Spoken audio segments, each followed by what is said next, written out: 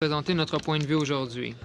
Merci beaucoup. Nous passons à Teamsters Canada, Monsieur Phil Benson et Madame Lacoste. Bienvenue. Merci. Bonjour de l'invitation à comparaître pour nous prononcer sur le projet de loi C-86. Mon nom est Phil Benson, lobbyiste de Teamsters Canada. Je suis accompagné de M. Stéphane Lacoste, avocat général de Teamsters.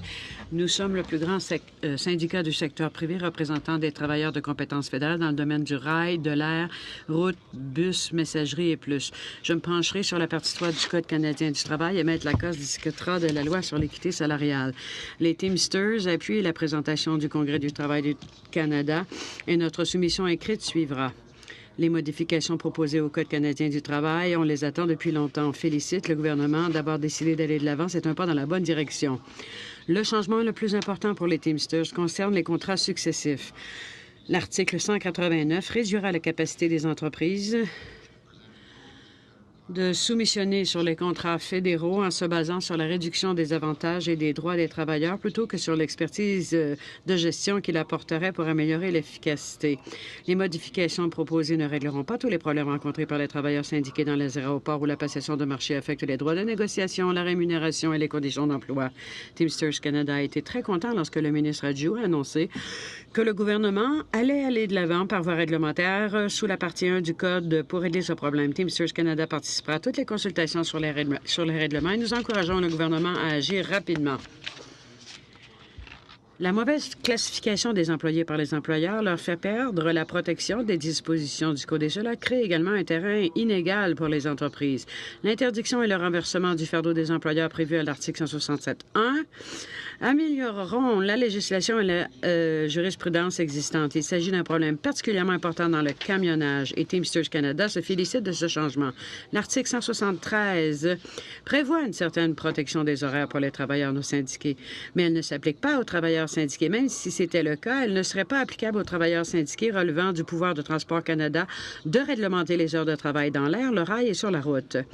La fatigue est à la fois un enjeu public et un enjeu de santé et de sécurité pour les travailleurs. Le Bureau de la sécurité des transports a placé la fatigue dans le transport sur la liste de surveillance.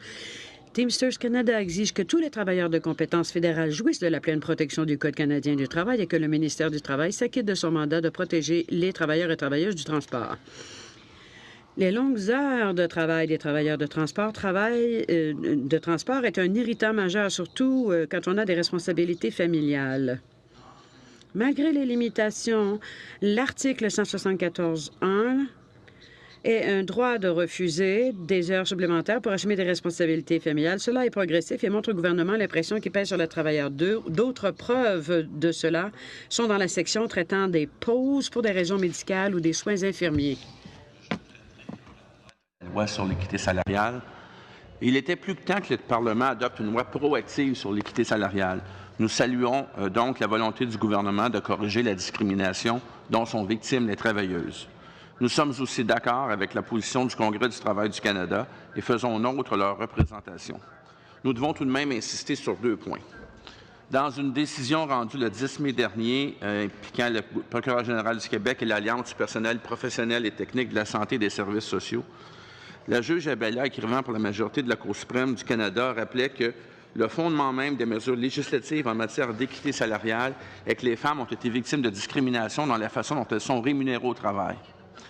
Ce constat est bien reflété dans l'article 2 de la loi, mais on y trouve aussi un passage qui n'a pas sa place dans un énoncé de principe comme celui-là. Teamsters Canada croit que le passage, tout en tenant compte des divers besoins des employeurs, est fondamentalement contraire aux véritables objectifs du projet de loi et même contraire à la Charte canadienne. Le projet de loi devrait donc être amendé pour en retirer ce passage. Le projet de loi devrait aussi tirer avantage de l'expérience du Québec avec une loi proactive sur l'équité salariale qui est en vigueur au Québec déjà depuis le début des années 2000. Nous croyons qu'il serait préférable que le projet de loi impose une obligation semblable à celle contenue à l'article 15 de la loi québécoise, c'est-à-dire ce qu'on y lit dans la loi québécoise, l'employeur, l'association accréditée ou un membre d'un comité d'équité salariale ne doit pas, dans l'établissement du programme d'équité salariale, agir de mauvaise foi, de façon arbitraire ou discriminatoire, ni faire preuve de négligence grave à l'endroit des salariés de l'entreprise. Il nous semble que les légistes du gouvernement devraient être mis au travail pour inclure une telle de telles obligations dans le projet de loi. Ces deux modifications permettraient d'éviter d'interminables litiges et d'atteindre le véritable objectif d'une loi sur l'équité salariale. Teamsters Canada continuera de suivre les développements et de collaborer avec la ministre dans le but d'améliorer la situation des travailleuses partout au Canada. Merci. Thank you both. Merci.